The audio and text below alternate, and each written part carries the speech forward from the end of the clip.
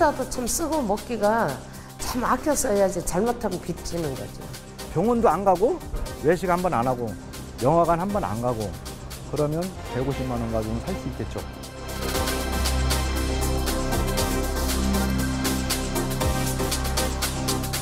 최저임금 수준이 낮은 것도 문제지만 최저임금 수준에 굉장히 많은 직업군들이 걸려있다. 그게 우리의 문제인 것 같아요.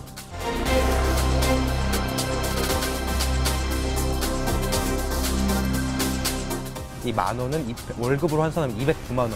이 정도가 있어야 본인의 삶을 가꾸고 가족의 생계를 책임질 수 있다라는 요구로 설계된 금액입니다.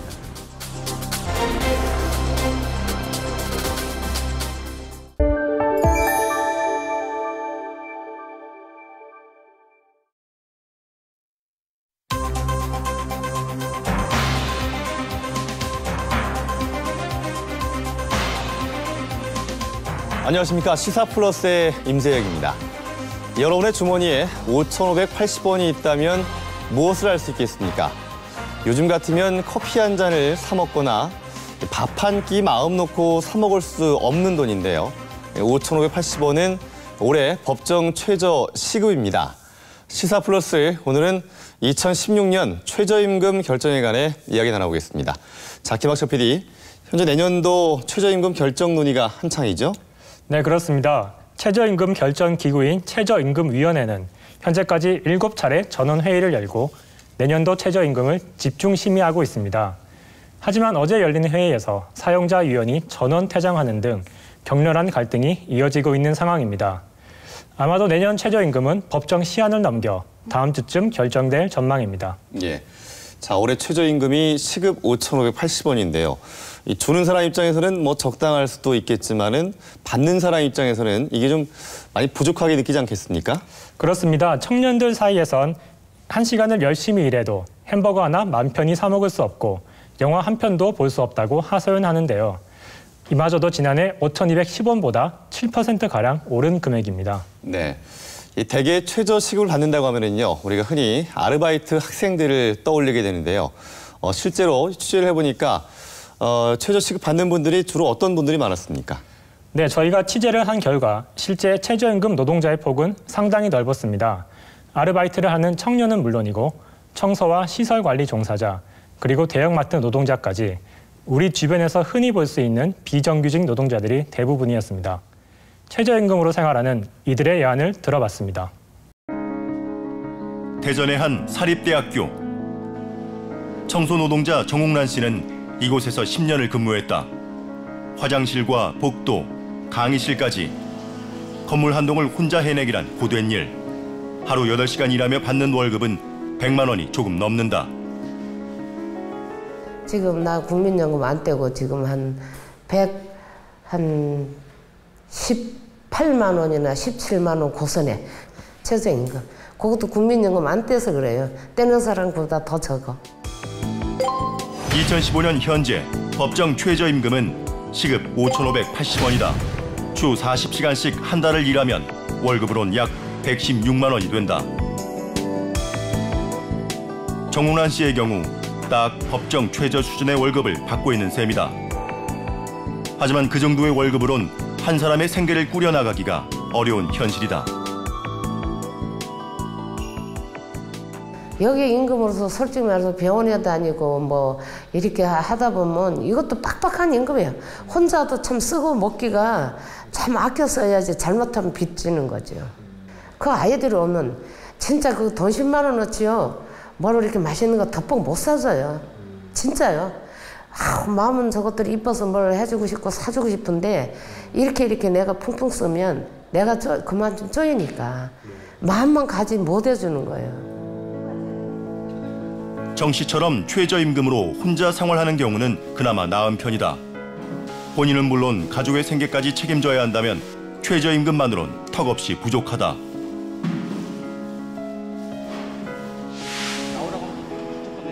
대전의 한 대학병원.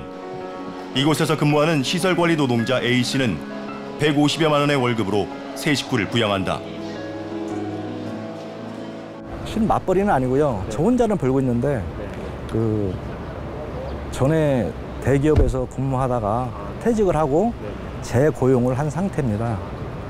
그래가지고 생활은 옛날에 벌어놓은 그돈 가지고 차감을 해가면서 생활을 하고 있습니다. 병원도 안 가고 외식 한 번 안 하고 영화관 한 번 안 가고 그러면 150만 원 가지고는 살 수 있겠죠. 용역업체 소속인 A씨는 기본 3교대에 3일에 한 번 24시간 근무까지 일주일에 꼬박 56시간을 일한다. A씨처럼 주 56시간을 일하면 최저임금에 해당하는 월급은 155만 원이 된다. 여기에 시급의 1.5배를 받는 야간과 휴일 근로수당을 더하면 실제 월급은 더 많아야 한다. A씨의 근로계약서상 기본급은 136만 원. 최저임금도 못 미치는 기본급에 휴일 근로수당은 찾아볼 수도 없었다. 그 주당 56시간 정도 일하는 걸 가지고 현재 노임 단가로 계산해도 월 한 200 정도는 받아야지 된다고 생각합니다. 편법을 사용해가지고 야간 당직수당이나 근무 연장수당 이런 것을 전부 다 제대로 지급받지 못하고 있기 때문인 것으로 생각됩니다. 보건복지부에서 4인 가족 기준 최저 생계비에도 사실은 미치지 못하는 금액이에요. 그렇게 되면 실제로 이 금액 가지고는 뭐 기본적인 생계가 어렵고 계속해서 사실은 마이너스 인생을 사실 수밖에 없고 또 우리나라 같은 경우는 노인 빈곤율도 굉장히 높은 형편입니다. 그래서 이 최저임금 문제가 개선되지 않으면 사실은 사회적으로도 굉장히 좀 피해나 문제가 크게 발생할 수 있다고 보입니다. 우리나라는 1988년부터 최저임금법을 시행해왔다. 근로자의 생활안정과 노동력의 질적 향상을 꾀함으로써 국민 경제의 건전한 발전에 이바지하는 것이 법이 밝힌 최저임금의 목적. 워낙 많은 저임금 노동자들의 임금 기준을 결정하는 데 있어서 결정적 영향을 미치기 때문에 저는 한마디로 생명줄과 같다라고 생각합니다. 왜냐하면 실제로 기하선상의 임금 때문에 심지어는 목숨을 잃기도 하는 경우도 있고 또 굉장히 많은 차별에 고통받고 있는 분들이 많은데 최저임금은 그런 여러 가지 노동인권 사각지대를 해소하는 데 있어서 가장 유력하고 그리고 효과적인 그런 수단이라고 할 수 있거든요.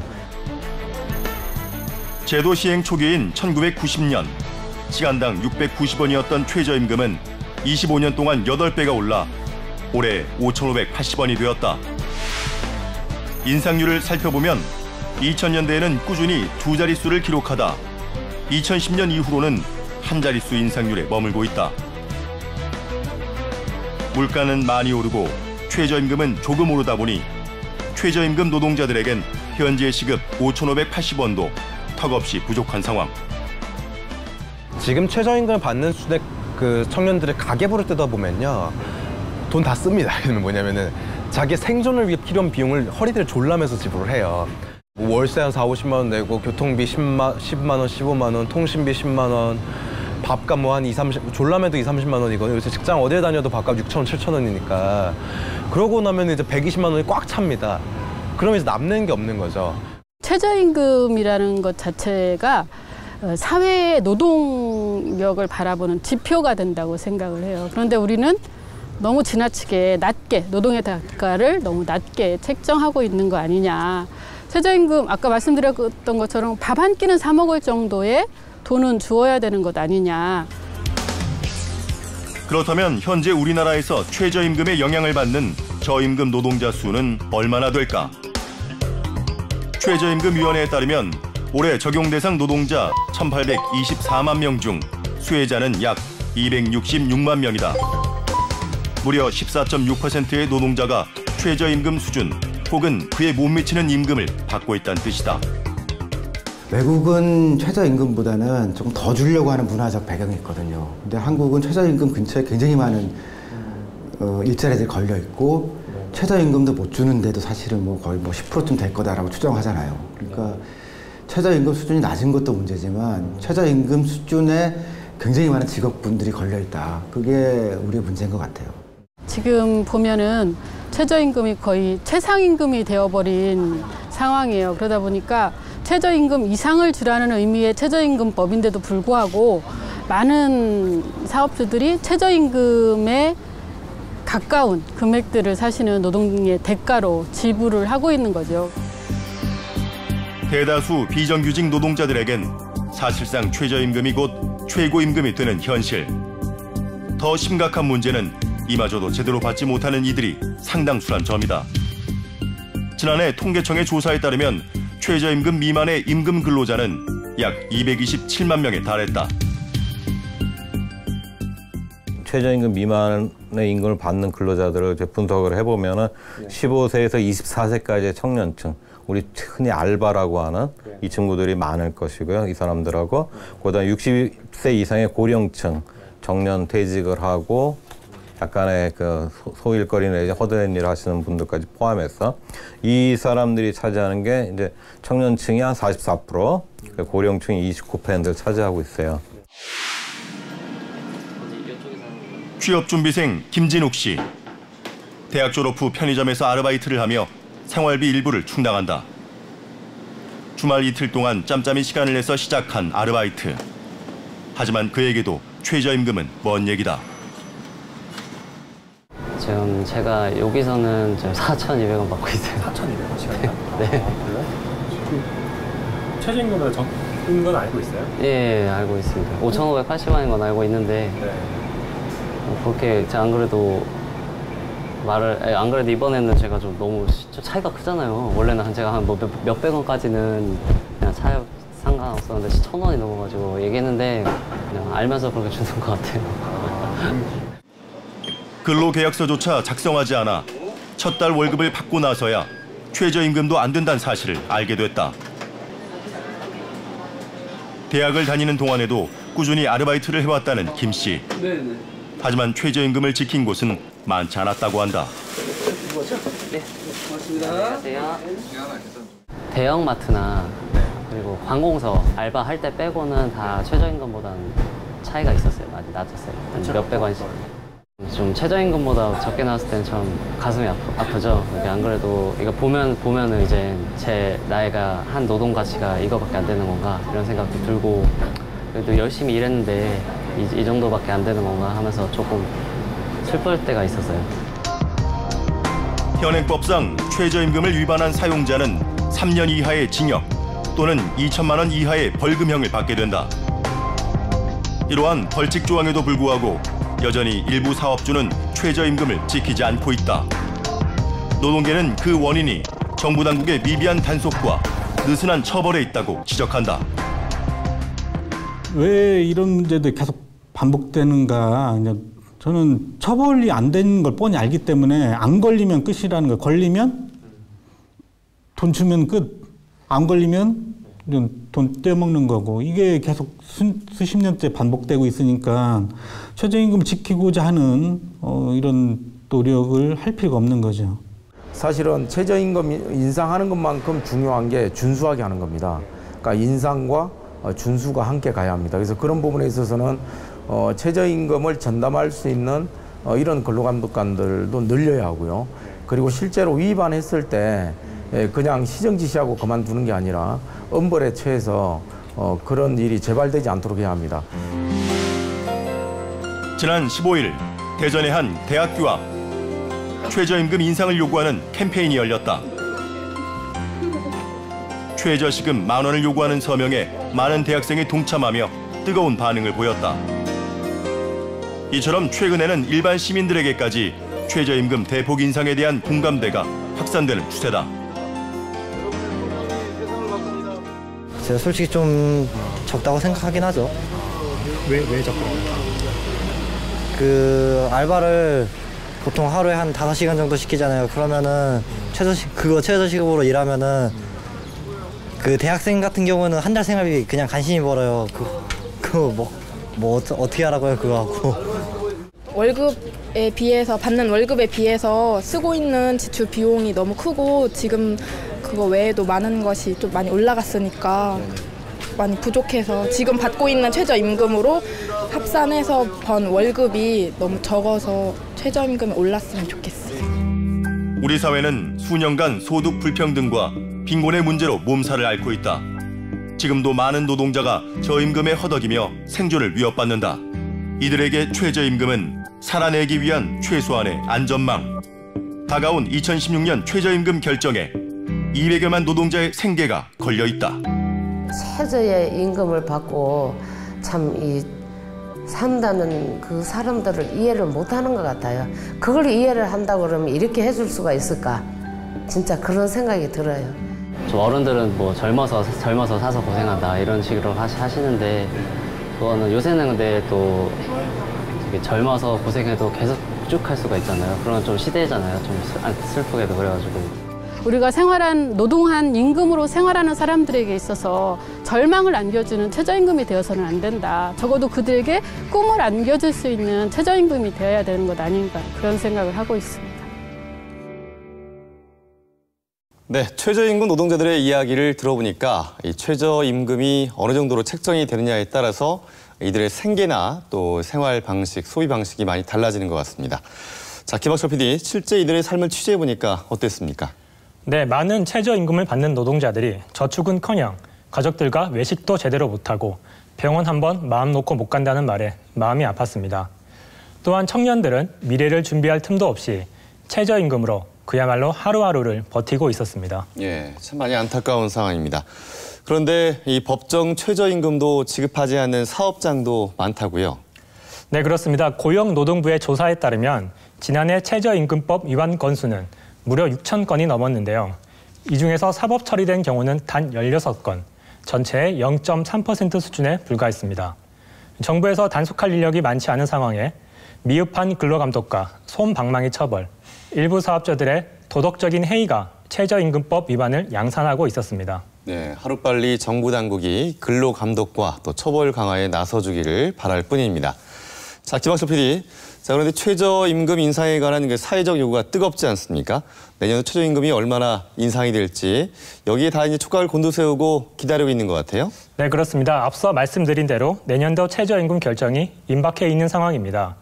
최저임금위원회는 법정 시한인 29일까지 내년도 최저임금안을 도출해야 하는데요. 현재 뜨거운 논의가 진행 중인 최저임금위원회를 가봤습니다. 지난 18일 정부 세종청사 2016년 최저임금 결정을 위한 최저임금위원회 5차 전원회의가 열렸다.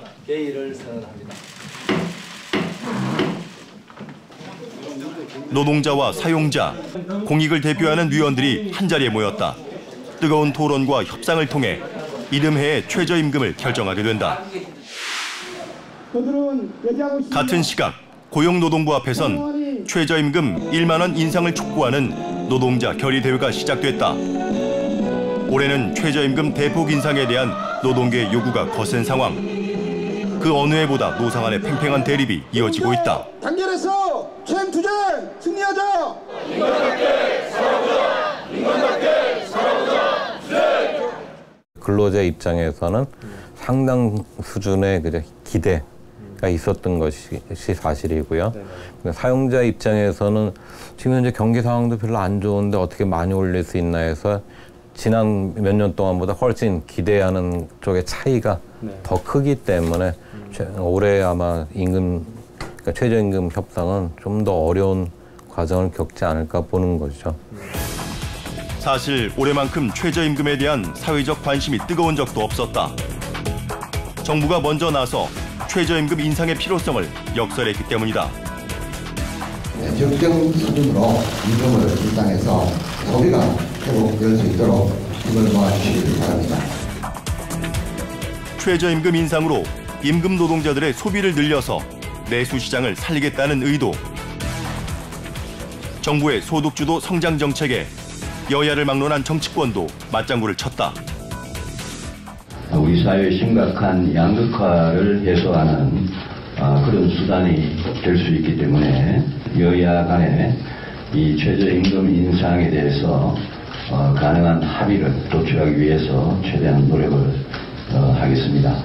최저임금 인상으로 가계소득이 늘어나면 소비가 따라서 늘고 내수가 살아나서 결국 혜택이 기업에 돌아가게 됩니다. 이제 국민들의 이목이 협상 막바지로 치닫고 있는 최저임금위원회에 쏠리고 있다. 최저임금위원회는 근로자 위원 9명과 사용자 위원 9명이 협상을 주도한다. 정부가 위촉한 공익위원 9명은 양측의 중재 역할을 맡는다.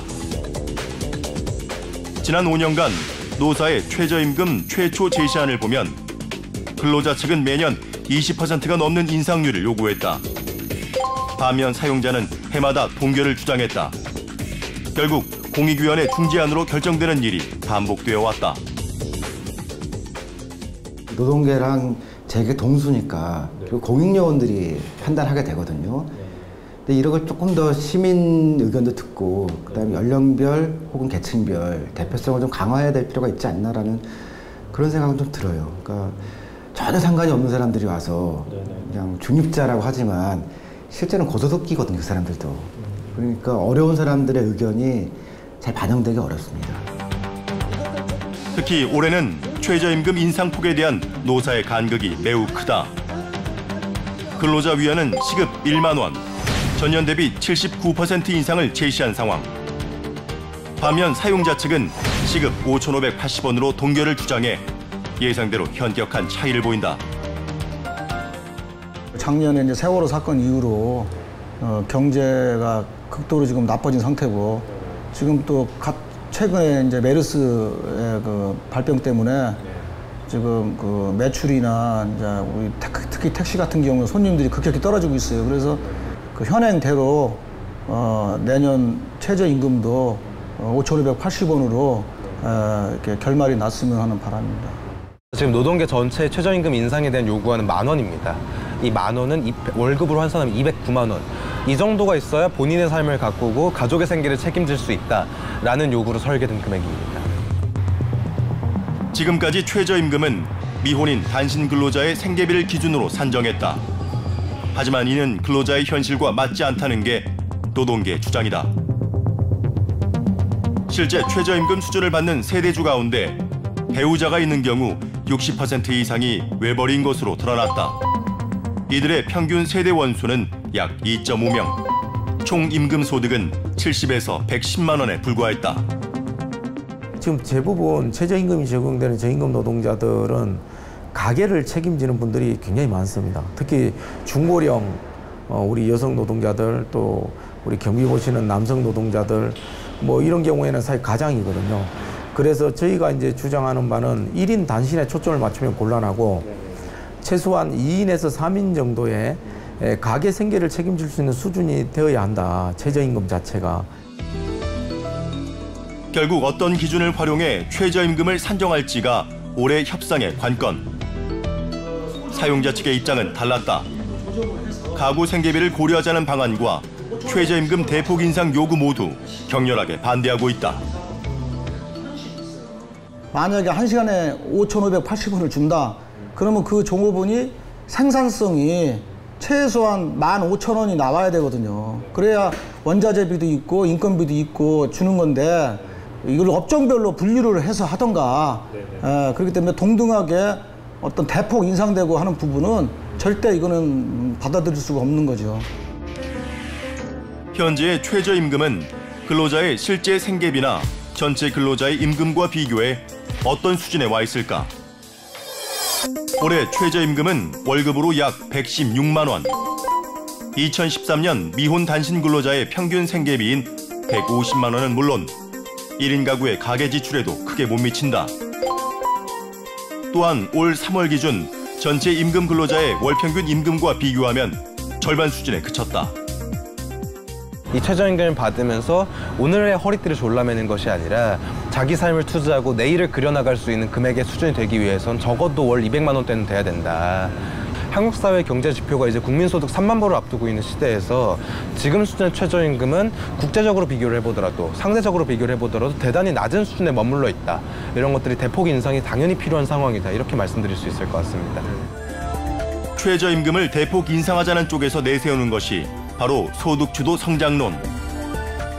임금을 인상하면 가계 소득이 늘어나 내수가 촉진되고 기업은 다시 투자와 고용을 확대하는 경제의 선순환 구조가 열린다는 것이다. 가장 어려운 사람들은 일단 버는 대로 다 쓸 수밖에 없잖아요.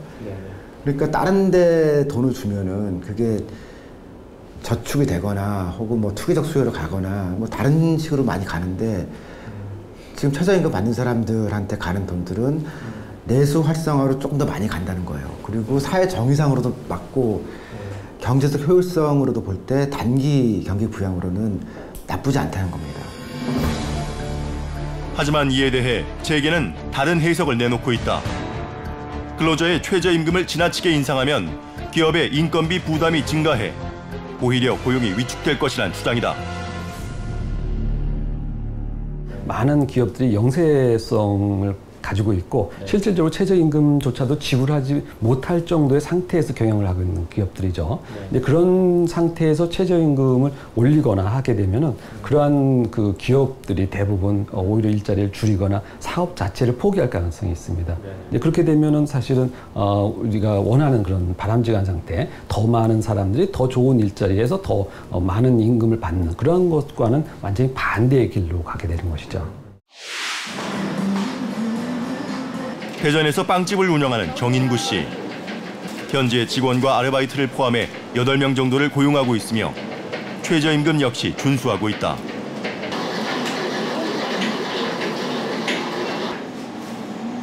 최근의 어려운 상황에도 고용을 줄이지 않고 있지만 정 씨는 최저임금이 크게 오르면 어쩔 수 없을 것이라고 털어놓았다.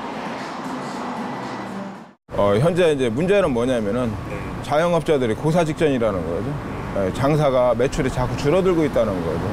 거기에서 이 줄어드는 와중에 또 그 최저임금까지 상승이 됐을 때 기존적으로 일하고 있는 사람마저도 웬만하면 안 쓰는 그런 경영으로 이제 패턴을 바꿀 수밖에 없겠죠.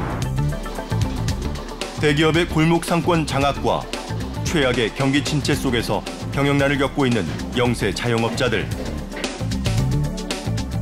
이들은 최저임금 인상을 논하기에 앞서 우리 경제의 실핏줄 역할을 하는 소상공인 살리기 정책이 우선돼야 한다고 강조한다.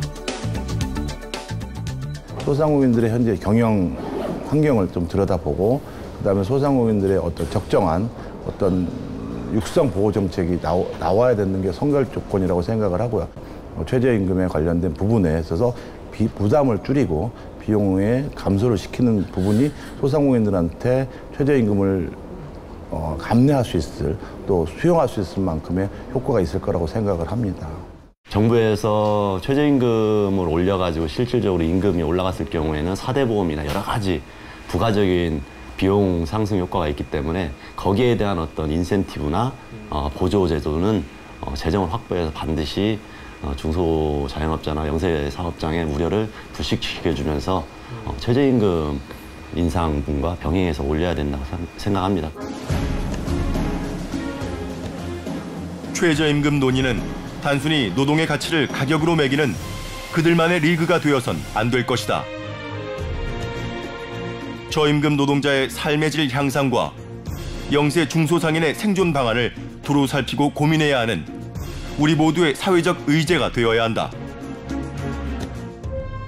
특히 올해는 정부에서도 앞장섰기 때문에 대폭 인상이 될 수 있도록 그리고 중소 영세 상공인의 어려움들도 동반해서 함께 해결될 수 있는 방안이 마련될 수 있도록 국민들의 관심이 굉장히 중요하고요. 최저임금이 오늘에 대한 생존뿐만 아니라 내일의 삶에 대한 기대와 희망까지 품을 수 있는 수준으로 내가 생존을 하고 있는 것이 아니라 내가 삶을 꾸리고 있다라는 이 정도 믿음은 줘야 된다고 생각하고 최저임금이 그에 걸맞게 인상되어야 된다 이렇게 이야기하고 있습니다.